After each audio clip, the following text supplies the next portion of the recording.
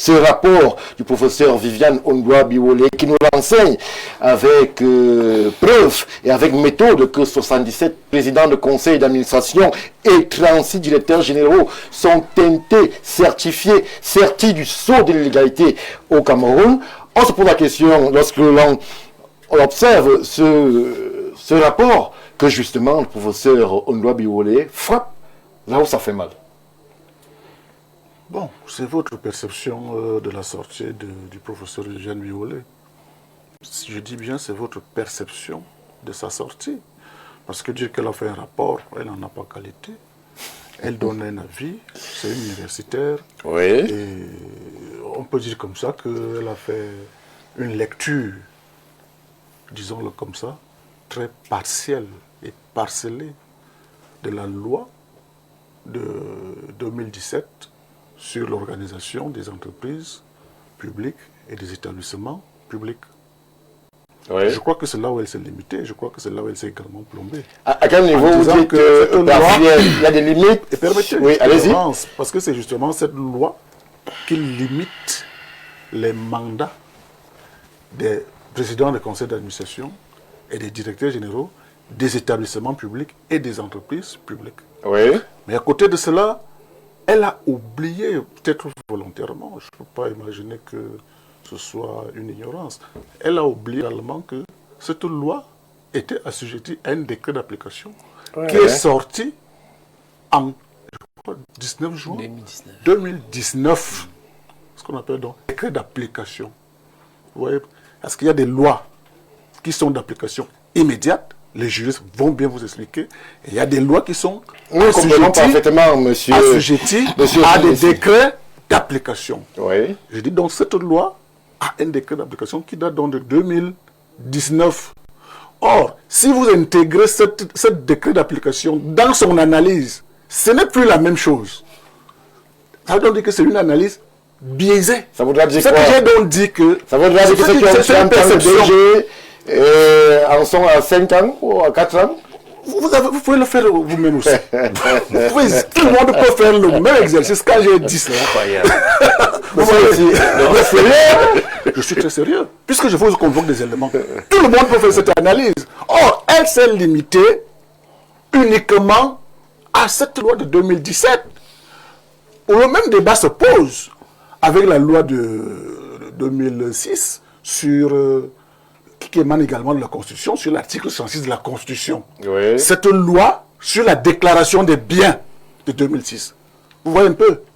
Elle est inopérante aujourd'hui parce qu'il faut un décret qui constate, par exemple, une commission de constatation des biens.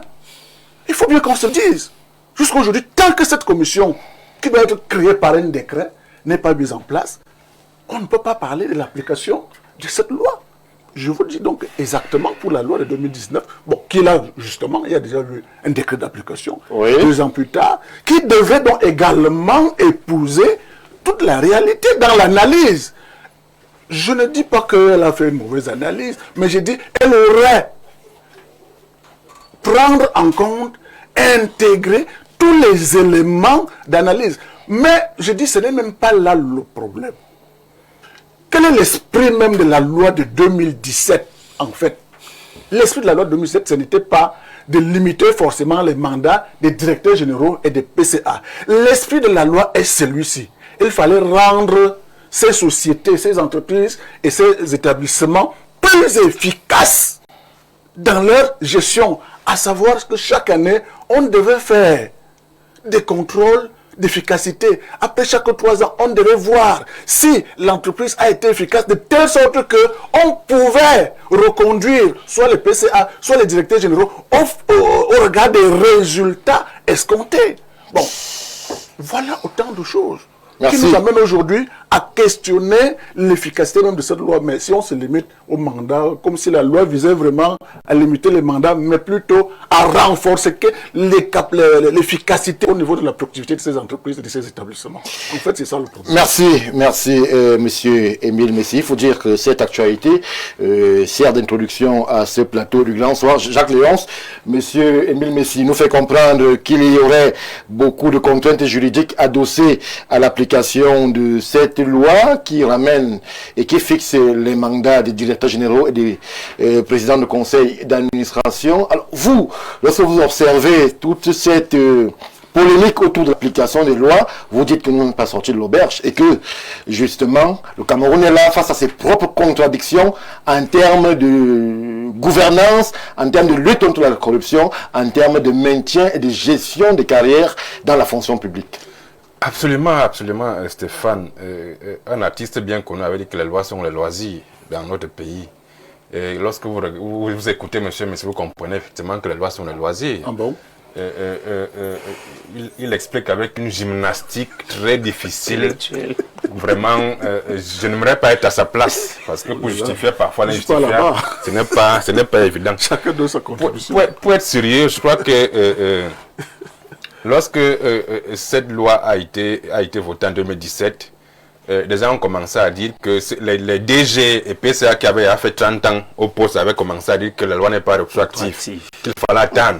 Qu'on atteint les 9 ans. Maintenant, nous sommes en 2026, on atteint les 9 ans. Monsieur nous fait savoir que le décret d'application arrive 2 ans après, qu'il faut encore attendre 2 ans.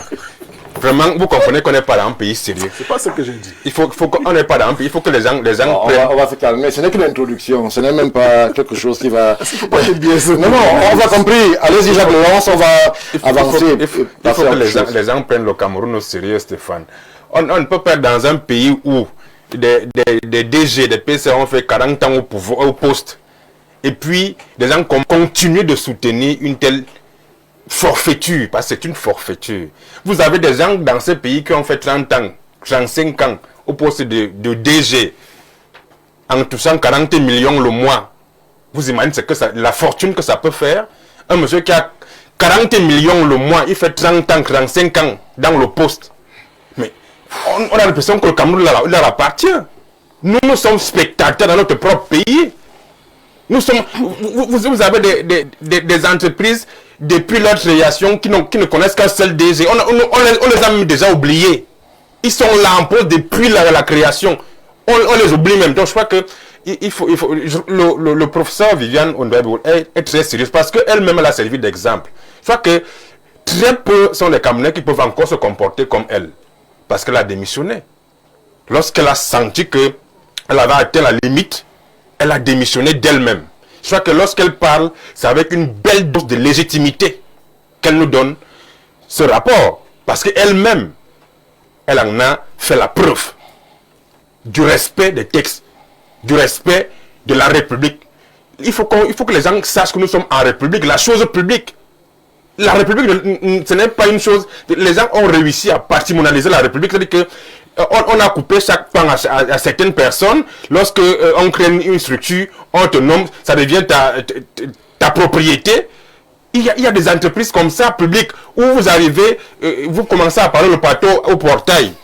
C'est qu'on a patrimonialisé certains pans de notre République. Et c'est regrettable. Il faut qu'on prenne les Camerounais au sérieux.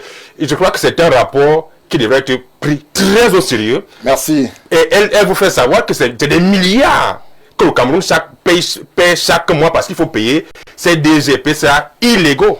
Merci.